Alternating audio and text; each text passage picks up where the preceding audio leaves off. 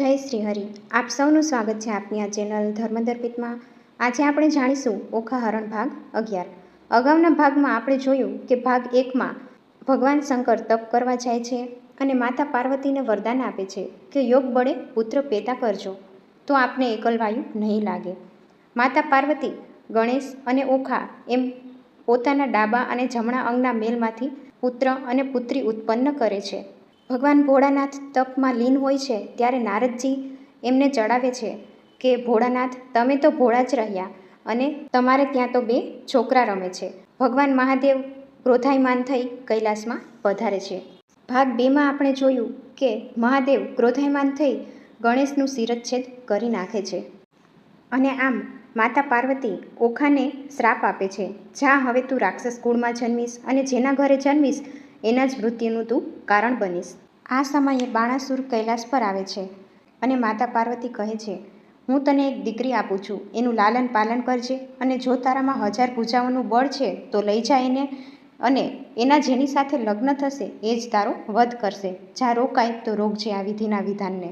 આમ ભાગ 2 પૂરો થયો. હવે ભાગ 3માં જોયું કે જેમાં આપણે જોયું કે બાણાસુરને તો ખબર જ હતી કે એની આ પાલક પુત્રી જેનું નામ ઓખા છે એના જેની સાથે લગ્ન થશે એ જ મારા મૃત્યુનું કારણ બનશે.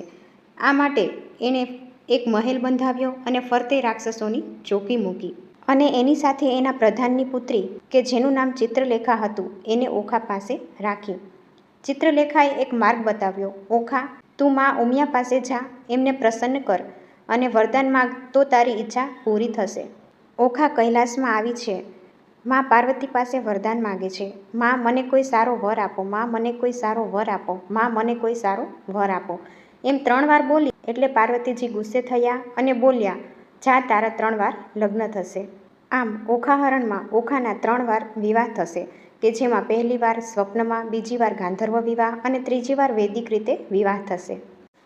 ભાગ 4માં આપણે જોયું કે માં ઉમિયાએ સમગ્ર સૃષ્ટિ ઉપર ગારણ વાળી દીધું.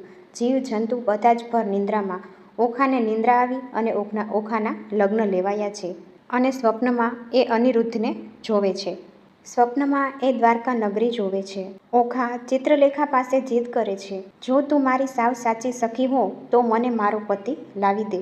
ભાગ 5માં ઓખાના કહ્યા પ્રમાણે ચિત્રલેખા ચિત્ર દોરે છે અને એમાં અનિરુદ્ધનું ચિત્ર દોરે છે. ભાગ 5માં ચિત્રલેખા ચિત્ર દોરી અનિરુદ્ધનું ચિત્ર બતાવે છે. ઓખા ગાંડી ઘેલી થતી કહે છે, હે સખી, તું તો વિધાતા છો, કહેને આ કોણ છે અને મને ક્યારે મળશે? ગમે તેમ કર, મને અનિરુદ્ધ લાવી આપ, હું એમના વિના નહીં જીવી શકું. આમ ચિત્રલેખા 1100 જોજન દૂર દ્વારકા નગરી જાય છે. દેવર્ષિ નારદની મદદથી સુદર્શન ચક્રને વાતુએ ચડાવી અનિરુદ્ધને પલંગ શોધી ઉડાડી જાય છે. ભાગ 6માં ચિત્રલેખા અનિરુદ્ધ સાથે ઓખા અને પોતાની ઓળખાણ કરાવે છે. અનિરુદ્ધ કહે છે, જ્યારે તને સપનું આવ્યું ત્યારે મને પણ સપનું આવ્યું હતું, આપણા લગ્ન થયા હતા. અને પછી નારદજી ગુપ્ત રીતે બંનેના લગ્નો કરાવે છે. ભાગ 7માં અનિરુદ્ધ અને ઓખાના લગ્ન સંપન્ન થયા છે. નારદજીએ આશીર્વાદ આપી વિદાય લીધી અને ચિત્રલેખાએ પણ વિદાય લીધી. હવે બાણાસુરને આ વાતની જાણ થાય છે અને 4 લાખ રાક્ષસો સામે બહાદુરીપૂર્વક અનિરુદ્ધ યુદ્ધ કરે છે. અનિરુદ્ધના પરાક્રમ આગળ રાક્ષસો હારવા લાગે છે. આમ ભાગ 7 પૂરો થાય છે. હવે ભાગ 8માં આપણે જોયું કે બાણાસુરને જાણ થાય છે કે અનિરુદ્ધ ભગવાન વિષ્ણુના અવતાર શ્રી કૃષ્ણના પૌત્ર જાણી વધુ ગુસ્સે ભરાયો છે. પેઢીઓથી વેર ચાલ્યો આવે છે, એણે મારા પિતૃઓનો વધ કરેલો છે એ કેમ ભૂલી શકાય. ત્યારબાદ બાણાસુર જ્યારે પોતે યુદ્ધમાં ઉતરે છે ત્યારે મહાદેવના વરદાનને સન્માન આપવા અનિરુદ્ધ ઢીલો પડે છે અને એક હાર બાહુથી એને પકડીને બાંધી દીધો અને કેદ કર્યો. ભાગ 9માં અનિરુદ્ધ અને ઓખા એક જ કેદખાનામાં પૂરાયેલા છે. અનિરુદ્ધ માં ભગવતીનું સ્મરણ કરે છે અને સ્તુતિ કરે છે. દેવર્ષિ નારદ શ્રી કૃષ્ણ ભગવાનને અનિરુદ્ધના હરણ વિશેની વાત કરે છે. ભાગ 10માં ગરુડજીની પાંખો ઉપર ભગવાનની ગરદન ઉપર એમ એક જ દિવસમાં 56 કોટી યાદવોની સેના શોણિતપુર બહાર ઉતરીને તંબુ નાખી ઉતારા નાખે છે. આમ ભગવાન શ્રી કૃષ્ણ સેના સાથે યુદ્ધ કરવા નીકળે છે. તો ચાલો જાણીએ આગળ ઓખાહરણ ભાગ 11. ભગવાન શ્રી કૃષ્ણના દૂતને જોઈ બાણાસુર વધુ ખીજાયો કહેજો એ ગોવાળને કે તારો છોકરો મારી છોકરીનું હરણ કરવા ચોરની જેમ છાનો માનો આવ્યો છે. ચોરી તમારો ખાનદાની ધંધો છે. ગોકુળમાં તું પણ માખણ ચોરવા જતો એટલે યુદ્ધ કરવા તૈયાર થઈ જજે. અને બાણાસુર વિશાળ રાક્ષસોની સેના લઈને આવ્યો. સામે 56 કોટી યાદવોની નારાયણી સેના છે, જેમાં સાત્યકી, પ્રદ્યુમન, સાંબ, બળદેવજી અને સ્વયં ભગવાન શ્રી કૃષ્ણ સુદર્શન ચક્ર ધારી હતા. ભયાનક સંગ્રામ મંડાયો. બંને તરફ સેનાનો ખુદડો બોલાવવા લાગ્યો છે. ભગવાન શ્રી કૃષ્ણે સુદર્શન ચક્ર બાણાસુર ઉપર છોડ્યું અને ચક્ર એના હાથ કાપવા લાગ્યું. રુધિરના ફુવારા ઉડવા લાગ્યા. ત્યારે યુદ્ધમાં નારદજી સાથે બાણાસુરની મા પણ આવી. એનું ભયાનક રૂપ હતું. તલાવડી જેવડા ડોળા ને પહાડ જેવડા સ્તન, મિલના ભૂંગળા જેવડા નાકના ફોયણા અને ગેબના ગોળ જેવું પેટ, માથું તળાવ જેવડું અને માથે સળગતી સગડી મૂકેલી. એણે બાણાસુરના કપાયેલા હાથમાંથી રુધિર ઉડતું જોઈ ભગવાન શ્રી કૃષ્ણને સ્તુતિ કરી. દયા કરવા કીધું એટલે ભગવાને 4 હાથ રહેવા દઈને બીજા બધા હાથ કાપી નાખ્યા. બાણાસુર વહેતા રુધિરે મહાદેવજી પાસે આવ્યો. એની આવી દશા જોઈ ભોળાનાથને દયા આવી અને એ બાણાસુરની મદદે આવ્યા. ભગવાન શિવ અને શ્રી કૃષ્ણ બંને એકબીજાને ભાંડવા માંડ્યા. દેવ અને દેવાધિદેવનું યુદ્ધ જોઈ 33 કોટી દેવતાઓ આવ્યા. પણ શંકર અને શ્રી કૃષ્ણના યુદ્ધથી દિગ્પાળો દોડવા લાગ્યા. શેષનાગ ધ્રુજવા લાગ્યા. ધરતી ડોલવા લાગી અને મહાભયાનક ઉત્પાતો સર્જાવા માંડ્યા. શ્રી કૃષ્ણે એમનું સુદર્શન ચક્ર છોડ્યું તો શિવજીએ એમનું ત્રિશૂલ છોડ્યું. બંને વજ્ર એકબીજા સાથે અથડાયા અને ધરતી માથે અંગારા મંડ્યા ઝરવા માંડ્યા. જગત ત્રાહીમામ પોકારી ઉઠ્યું. આખરે દેવતાઓએ જઈ બ્રહ્માજીની સ્તુતિ કરી. બ્રહ્માજી પ્રગટ થયા એટલે દેવોએ આ યુદ્ધ રોકવા બ્રહ્માજીને વિનંતી કરી. જો યુદ્ધ વધુ ચાલશે તો પૃથ્વી માથે પ્રલય આવશે અને આપની રચેલી સૃષ્ટિનો વિનાશ થઈ જશે.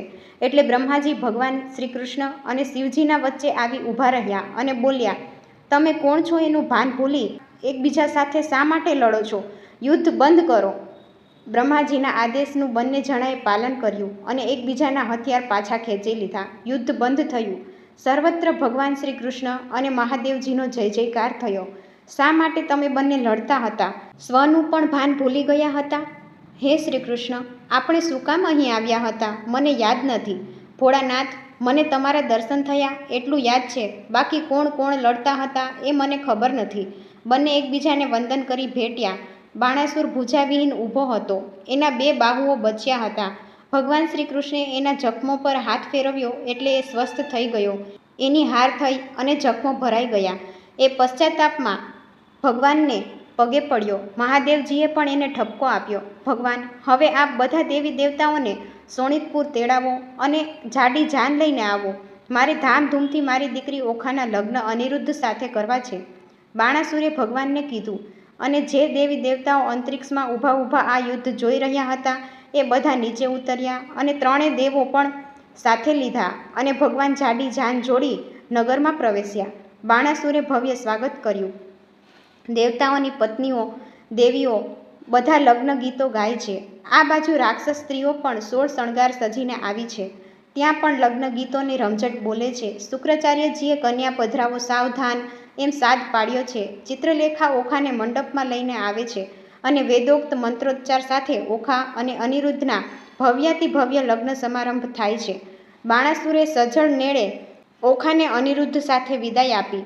આ ચૈત્ર માસમાં જે ઓખાહરણ વાંચશે, સાંભળશે, શીખશે અને બીજાને શીખવશે, તેમજ જે સ્ત્રી ચૈત્ર માસમાં અલુણા વ્રત પાળશે કે જેમાં મીઠું નહીં ખાવાનું, એનું અખંડ એવારણ રહેશે અને આખા પરિવારમાં કોઈ રોગ, દોષ કે પીડા નહીં રહે. આખો મહિનો અલુણા વ્રત ન થાય તો 15 દિવસ કરવા, 10 દિવસ, 5 દિવસ, છેવટે 3 દિવસ કે 1 દિવસ તો જરૂર અલુણા વ્રત રાખવું જોઈએ. ચૈત્ર માસમાં જો ચતુરા અલુણા કરશે ખાસ, શીખે સુણેને સાંભળે તો વૈકુંઠ થાશે ખાસ. તો મિત્રો, આપ સૌને આ લોકભાષામાં રજૂ કરેલું ઓખાહરણ જો ગમ્યું હોય તો ધર્મદર્પિત ચેનલને લાઇક, શેર અને સબસ્ક્રાઈબ કરજો. ઓખાહરણના દરેક ભાગ જોવો, સાંભળો અને લાઇક, શેર, સબસ્ક્રાઈબ કરો.